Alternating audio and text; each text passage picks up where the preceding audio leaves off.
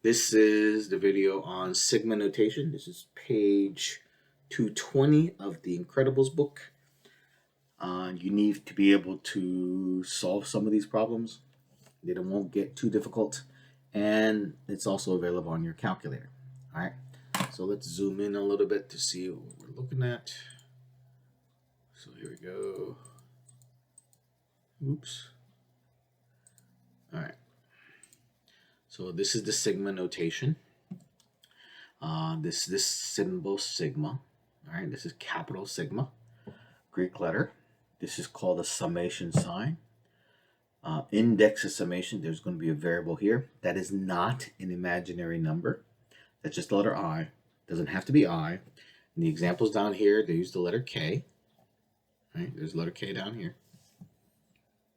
There is a starting point. Okay, lots of times it's going to start at 1. Sometimes it starts at 0, but it doesn't have to start at 0 or 1. You can start at other numbers. When I say x sub I, that means the ith element. So it could be the first element, the second element, the third element.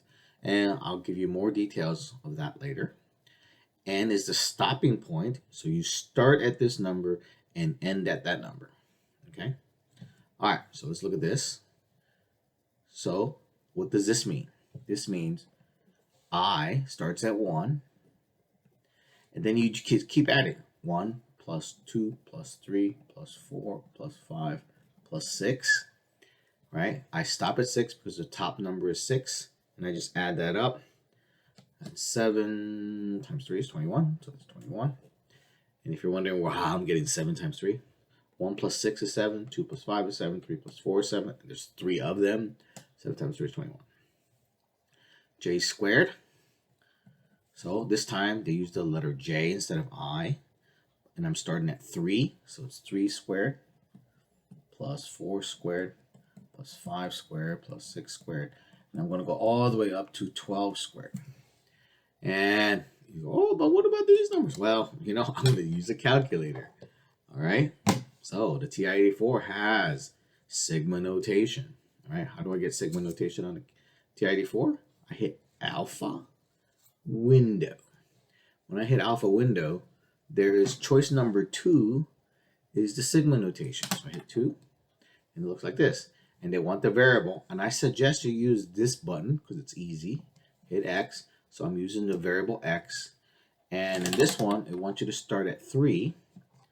So I'm going to start at 3 and push the up arrow. The ending value is at 12. And I want X squared. So I hit X squared. All right, so that's equivalent to what I have here.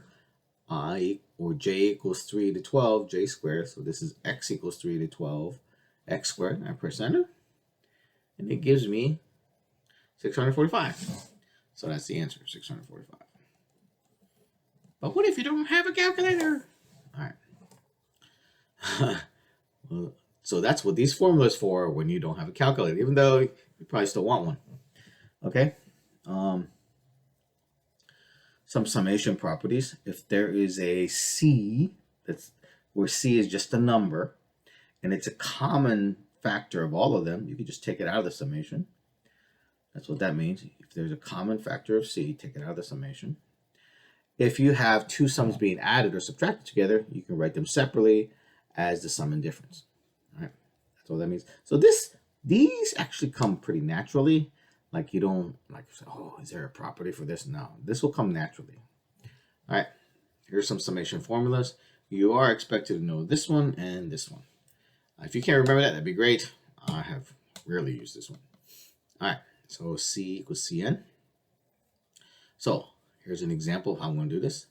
So I'm going to use this rule to split this up. So this would be I equals 1 to 25 of I squared minus I equals 1 to 25 of I plus, oops, that's a very horrible looking sigma. All right, I equals 1 to 25 of 1. The formula for I squared is this one, right? So n is the top number. So in my example, n is 25. So I'm going to fill that in. So it's 25.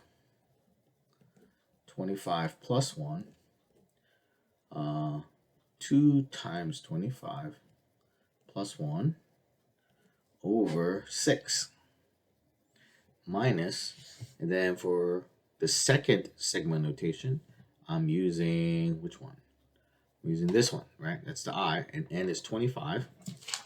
So that will be 25 times 25 plus 1 over 6 plus, and here, this you can consider this a C, right? It's just some number.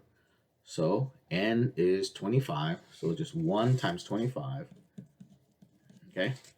Now the rest of it is just calculation, so I'm going to just do that. So yes, I am using a calculator. Oh, if you didn't notice, I made a mistake. This is not a 6. This is a 2. Okay, the formula says it's 2, not 6. Sorry about that. All right. So that's what? 25 times 26 times 51. Divide that by 6. So that first part is 5525. 5525 minus, this is going to be 25 times 13, which is 325. 325 plus 25. Go ahead and work that out.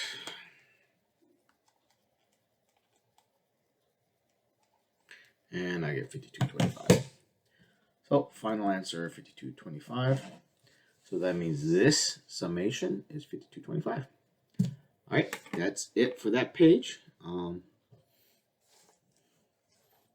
The next page will be on a different video.